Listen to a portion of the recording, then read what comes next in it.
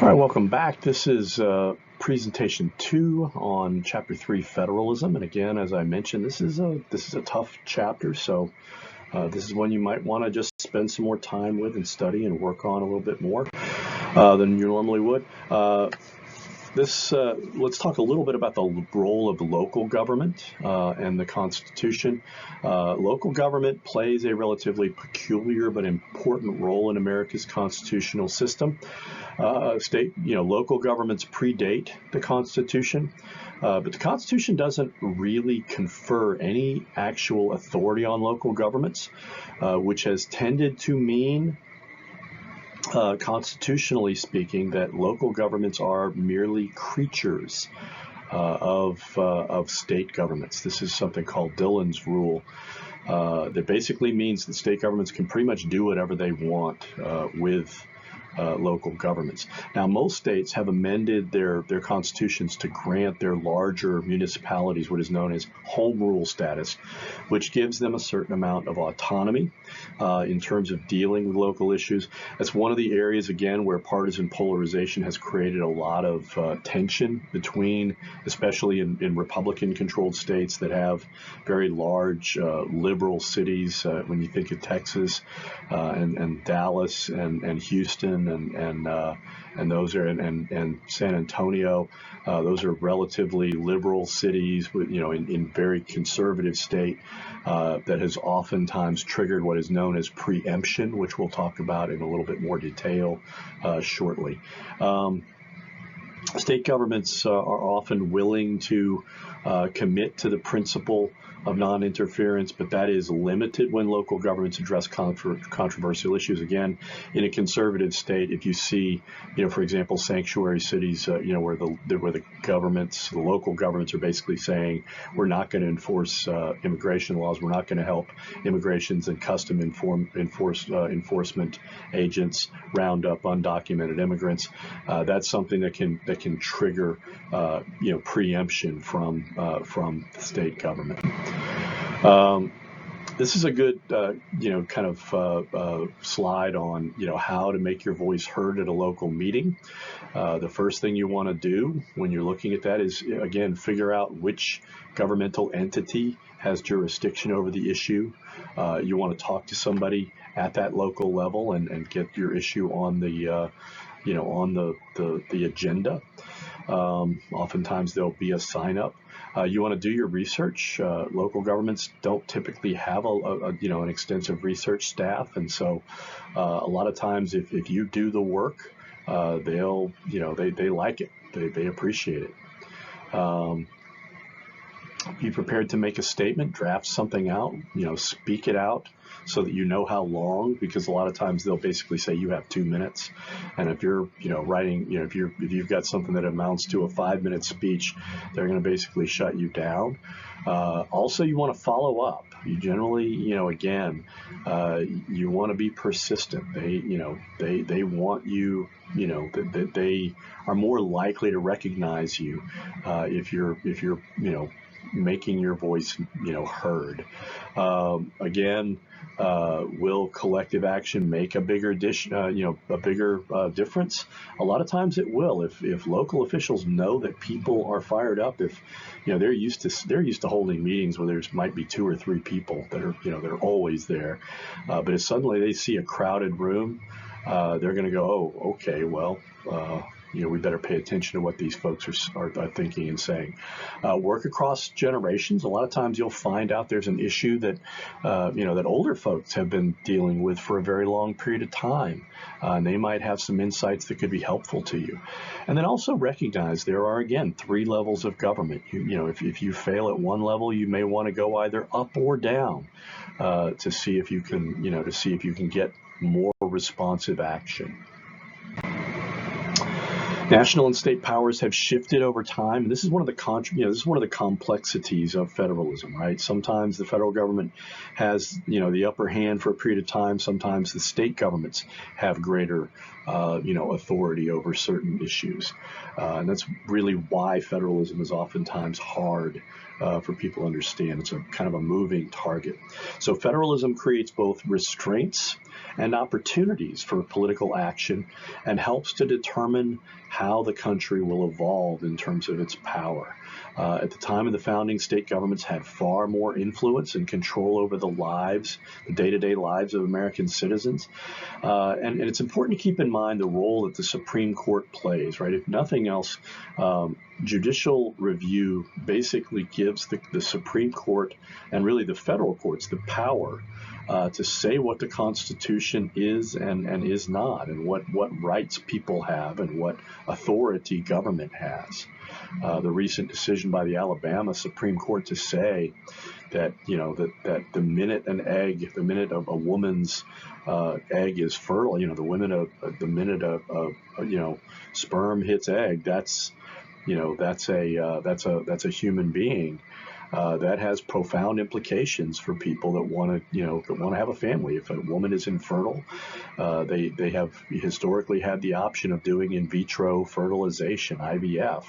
Well, that Supreme Court decision by the Alabama Supreme Court brings all that sort of thing into question.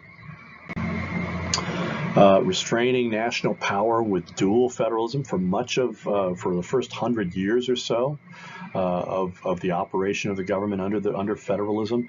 The interpretation of federalism was, from the Supreme Court and therefore from other courts, was this idea of dual federalism, which is to say the federal government had power up at this level, the state governments had power at this level, and there really was no interpenetration, there really was no movement. The federal government did not intrude into what were considered to be state matters.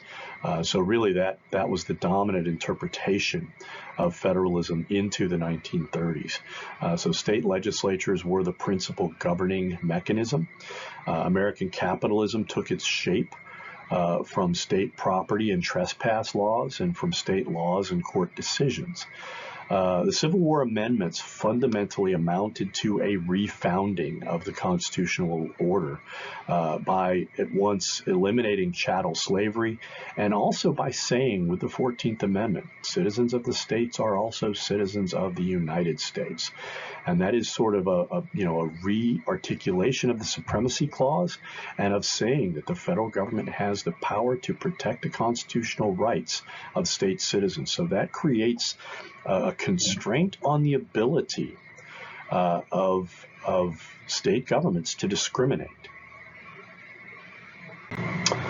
How the Supreme Court responded to the demands for a larger federal role. There were several early Supreme Court decisions that did expand state powers. McCulloch versus Maryland and Gibbons versus Ogden. In both of those cases, the Supreme Court held that the federal government, first of all, that they had the power to charter a national bank because that was part of the necessary and proper clause, and also that states could not basically kill federally mandated things like, entities like a state bank. Likewise, in Gibbons versus Ogden, they basically said Congress's power to regulate commerce is very broad and extensive, and states don't have the power to impose, for example, a monopoly on the James River, on operations on the James River. In the latter part of the 19th century, the court struck down efforts at establishing national laws in areas such as fraud, product quality, child labor, and working conditions. And that really meant that America's economy grew initially in a relatively unrestrained way, in ways that were oftentimes very harmful for everyday Americans. The Supreme Court allowed businesses to enjoy the benefits of national policies promoting commerce, like, again, the canal system, lighthouses, things that facilitated, the infrastructure that facilitated commerce.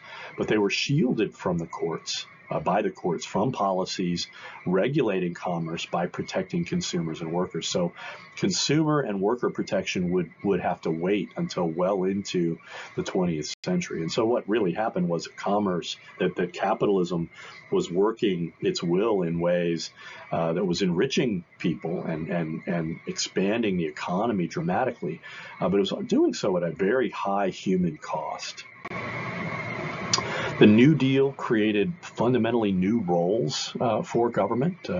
Again, in a relatively unregulated capitalist system, what you have are known as boom and bust cycles, where you'll have a rapid expansion of the economy followed by inflationary cycles, which would then crash the economy. If inflation is basically, we'll learn about this later on in the semester. Inflation, in simple terms, economists describe it as too much cash chasing too few goods. It leads to, goods rapidly expanding beyond people's willingness to pay, and that can have a contracting effect on the economy. State and local governments took principal responsibility for poverty response, that occurred during economic downturns. And again, with the Great Depression, this was a problem that simply was too broad and comprehensive for state and local governments to manage. In 1928, Herbert Hoover had consistently argued that the federal government had little to no role in economic relations, and certainly did not advocate actively intervening. Of course, a year later, you had the Great Depression, you had the crash of the stock market and the massive contraction of the economy. In 1932, New York Governor Franklin Delano Roosevelt campaigned with the slogan, "A New Deal for the Forgotten Man." And FDR's New Deal programs included, massive federal programs, huge interventions designed to provide greater levels of economic security and again, to help Americans get out of the Great Depression. Cooperative, and what this really creates is what is known as cooperative federalism. And this is the federal government using its taxing powers through the 16th Amendment to basically draw in massive amounts of money through the income tax, and then use grants and aid to the states to try and get the states to do things that were desirable. So over the course of the Great Depression, World War II, Congress created a lot of different programs for a lot of different purposes, education, road building, all this other kind of stuff. And after World War II, Congress began requiring more conditions, the things that became known as categorical grants. Over time, the value of categorical grants significantly expanded and ushered in a new era of, again, cooperative federalism.